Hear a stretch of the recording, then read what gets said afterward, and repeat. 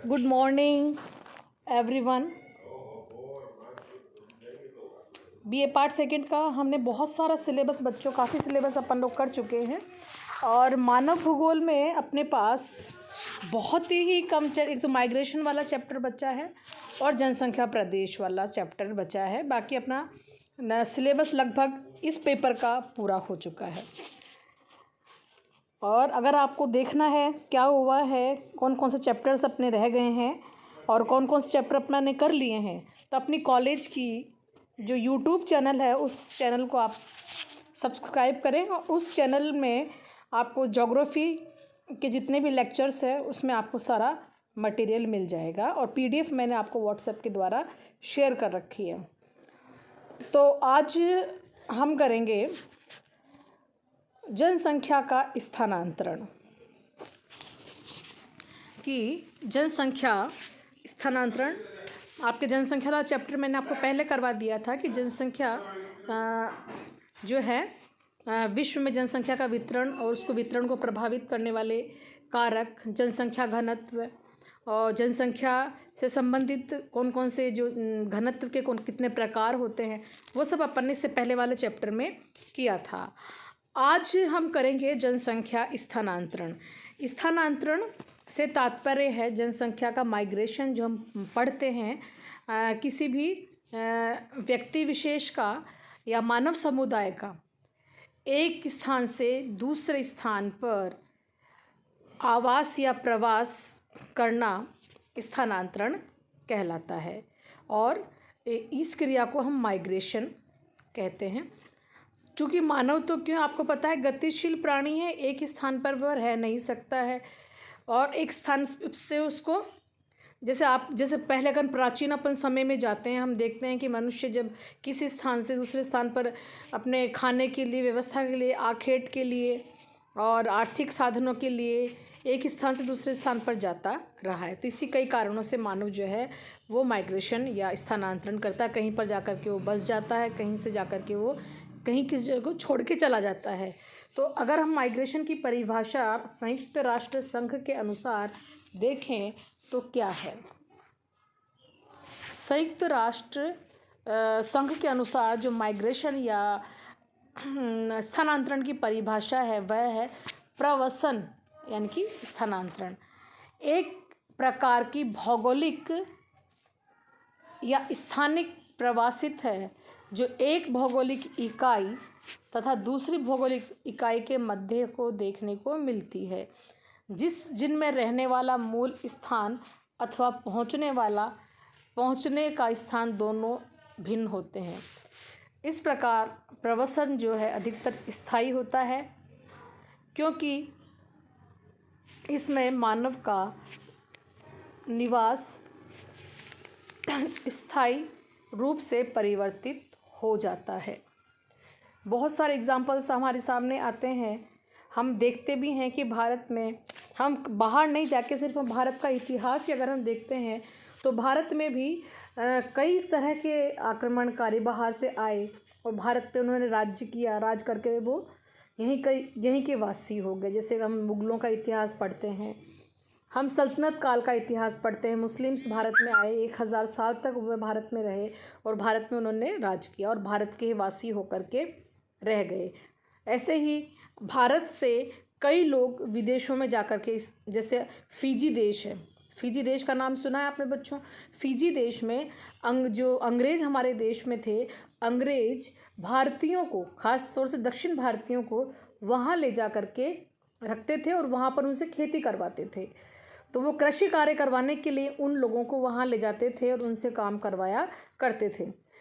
फिर धीरे धीरे जो वहाँ फिजी के जो अपने भारतीय लोग जो फिजी में गए थे, जब अंग्रेज़ों का शासन वहाँ से भी यहाँ से ख़त्म हो गया, वहाँ से भी ख़त्म हो गया, तो वो लोग उस देश को छोड़ के हमारे देश में वापस नहीं आए और उसी देश के नागरिक होकर के रह गए। ऐसे मॉरिशस है, बहुत से देश है जहाँ पर कि लोग चले गए और वहीं की स्थायी वासी हो गए हैं। और एक स्थान, अब इसमें इस परिभाषा में आप देखिए कि इसमें दो बातें कह रहे हैं यूएनओ के द्वारा कि इसमें दो स्थान है। एक स्थान है जहाँ से कि व्यक्ति अपनी जगह को छोड़ करके जा रहा है, दूसरे स्थान है जहाँ पर कि वो जा कर के रह रहा है, और दोनों स्थानों के मध्य काफ़ी अंतर होता है, इसलिए तो निश्चित रूप से माइग्रेट करता है। बोग महोदय ने जो स्थानांतरण की परिभाषा दी है, उन्होंने क्या कहा है, किसी व्यक्ति या उसके परिवार के पूर्णतया आवासीय एवं सामाजिक परिवर्तन को ही प्रवसन में सम्मिलित किया है। उन्होंने स्थानीय आवागमन की प्रक्रिया को प्रवसन नहीं माना है। जैसे मैं डेली पढ़ाने के लिए तो मैं विराटनगर आती हूँ, है ना, तो ये मेरा डेली का प्रवसन है, स्थायी प्रवसन नहीं होता है। ये कहना चाह रहे हैं बोग।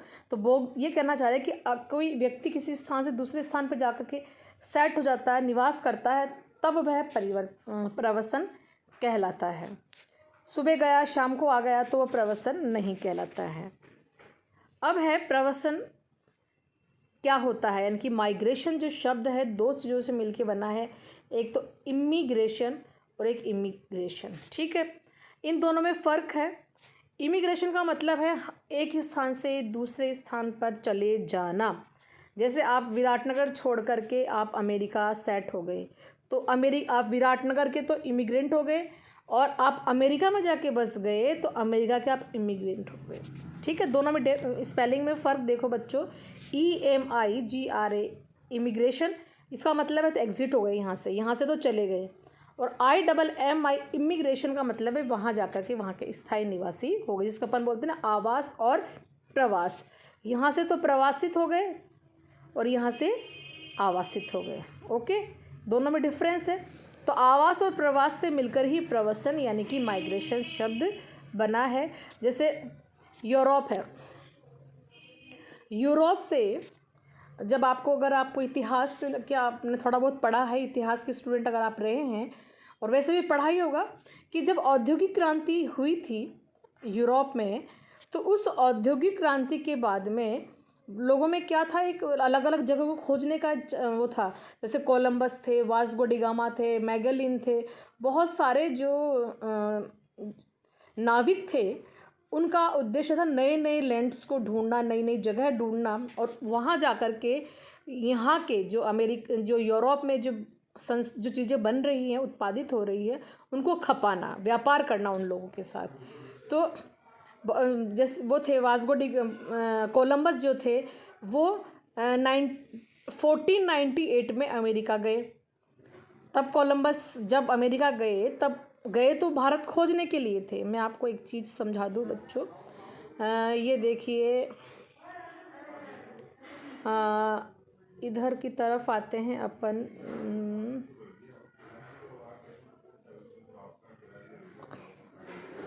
ये अमेरिका है, नॉर्थ अमेरिका USA, और ये है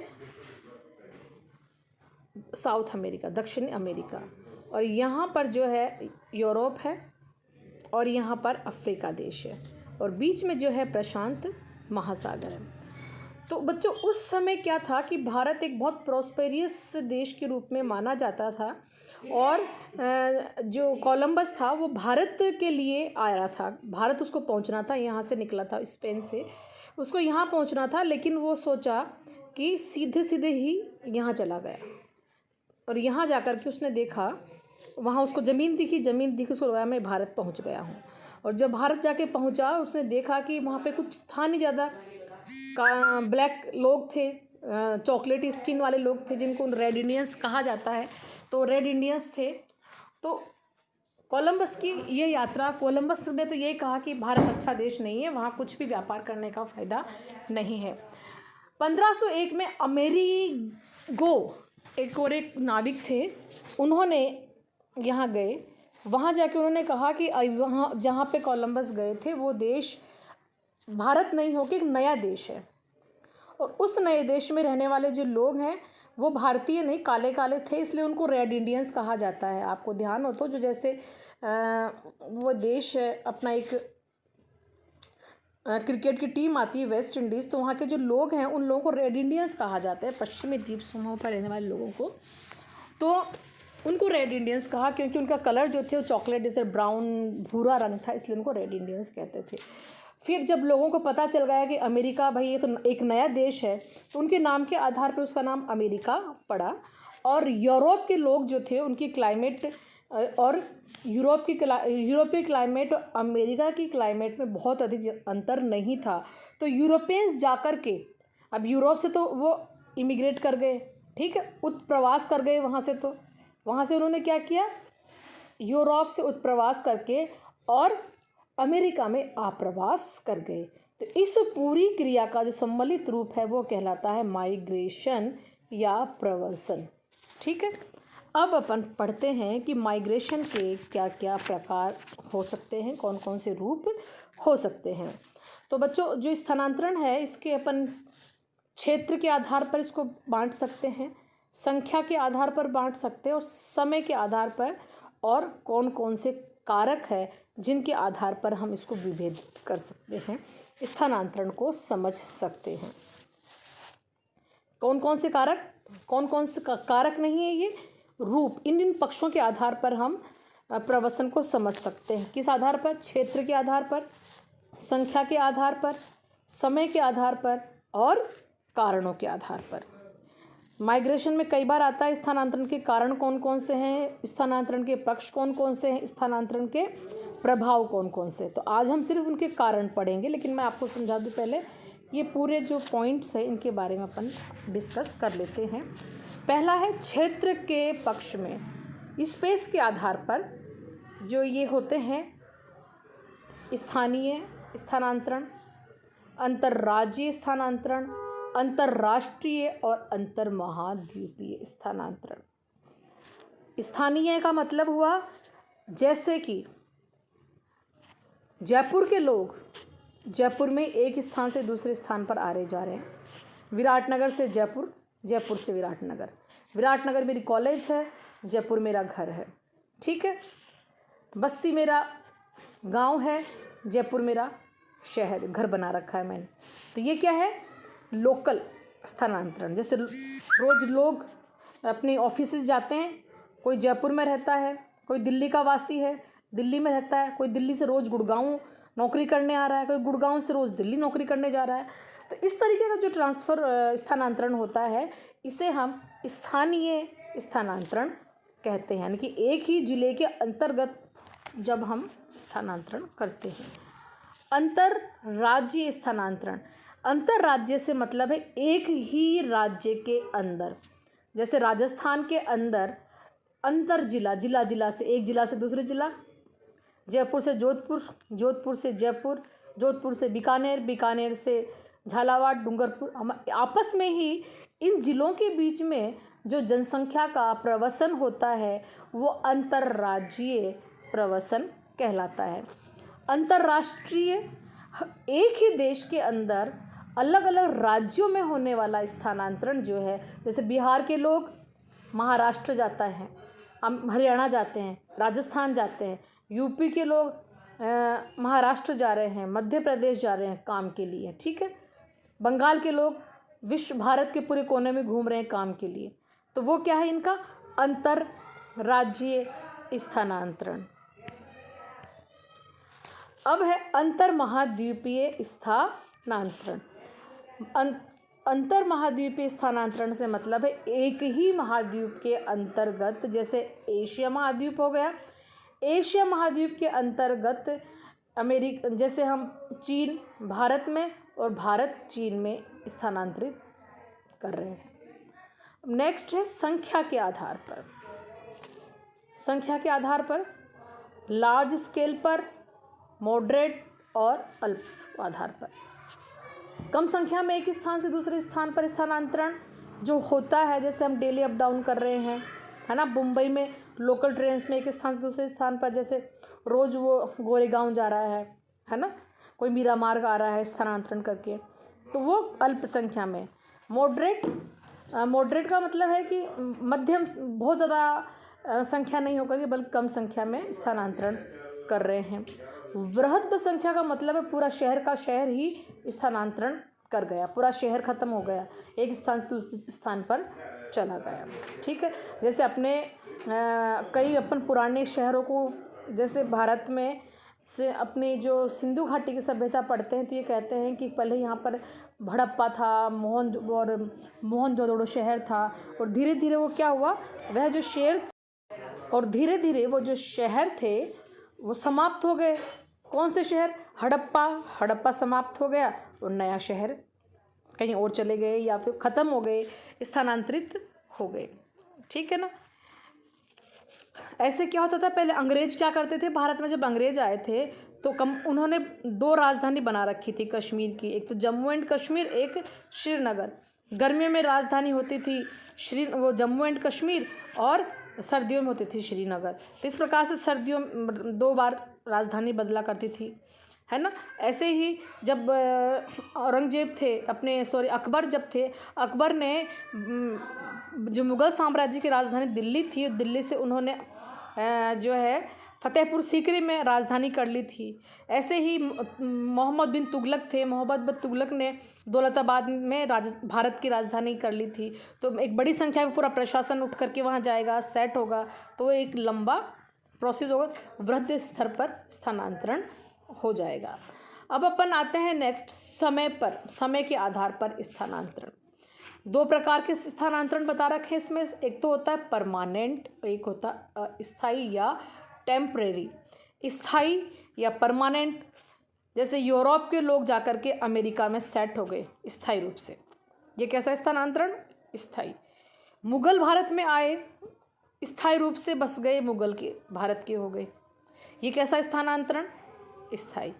अंग्रेज भारत में आए, 200 साल तक उन्होंने शासन किया, लेकिन वो अस्थायी रूप से रहे, ये कैसा है? टेम्परेरी। हम अपने बहुत से, जैसे शेखावटी अंचल है, अपना मारवाड़ क्षेत्र है, लोग जो हैं कमाने के लिए दूसरे राज्यों में, दूसरे शहरों में जाते हैं, दूसरे देशों में जाते हैं, और वहाँ से एक निश्चित समय के बाद में कमा के या एज होने के बाद में वहाँ से आ जाते हैं और अपने शहर में सेट हो जाते हैं, ये कैसा है? अल्पकालिक। अल्पकालिक को भी 2 भागों में बांट रखा है, दीर्घकालिक और सामयिक। पीरियोडिक से मतलब है अप डाउन जो होता है, मैंने आपको बताया, जैसे रोज़ मैं चौमू जा रही हूँ, चौमू से जयपुर, जयपुर से चौमू, शाहपुरा से जयपुर, जयपुर से शाहपुरा, विराटनगर से शाहपुरा, शाहपुरा से विराटनगर। इस तरह का जो अप डाउन, एक मौसमी, एक निश्चित समय के लिए जा रहे हैं, वो कहलाता है मौसमी या दैनिक। दैनिक तो होएगा ना, डेली हम अप डाउन कर रहे हैं। मौसमी भी करते हैं लोग, वीकेंड्स पे लोग एक स्थान से दूसरे स्थान पर जाते हैं घूमने के लिए। लोग गर्मियों में लोग घूमने के लिए कुल्लू और मनाली में जाते हैं, उत्तरी भारत के जैसे जम्मू एंड कश्मीर है, वहाँ पर घूमने के लिए जाते हैं। वो जो घूमने के लिए जाते हैं वो कैसा होता है? मौसमी स्थानांतरण होता है। जैसे सर्दी तेज होगी तो उत्तर भारत के लोग जो है दक्षिण भारत में घूमने जाएंगे, और जब गर्मियाँ आएगी तो दक्षिण भारत के लोग जो उत्तर भारत में घूमने के लिए आएंगे। इस तरीक़ा का जो स्थानांतरण होता है वो मौसमी स्थानांतरण होता है। और अब जैसे आपको पता हो बच्चों कि जैसे वो जो भेड़ी चराने वाले होते हैं ना बच्चों, कभी आपने देखा होगा बहुत सारी भेड़ों को लेकर के कुछ ग्रुप समूह चलते रहते हैं। तो वो क्या करते हैं, राजस्थान के पश्चिमी भाग में रहने वाले होते हैं, और वो गडरिये जो होते हैं वहाँ पर गर्मियों में क्या होता है, घास सूख जाती हैं, पशुओं के लिए आहार नहीं होता है, तो अपने पशुओं के साथ ही खुद अपना सामान लेकर के स्थानांतरित हो जाते हैं और ऐसे स्थान पे चले जाते हैं जहाँ पर कि उनको घास मिलती है। जैसे मालवा के पठार पे चले गए, 2-3 महीने वहीं रहेंगे, जैसे ही मौसम बारिश का होगा तब वो जैसे घास निकलनी प्रारंभ होगी वो वहाँ से आ जाते हैं अपने लाभ लश्कर के साथ और अपने गाँव की तरफ चला जाते हैं। इस प्रकार का स्थानांतरण जो होता है वो मौसमी स्थानांतरण कहलाता है। दीर्घकालिक स्थानांतरण, दीर्घकालिक से तात्पर्य है बच्चों जैसे अंग्रेज भारत में 200 साल रहे।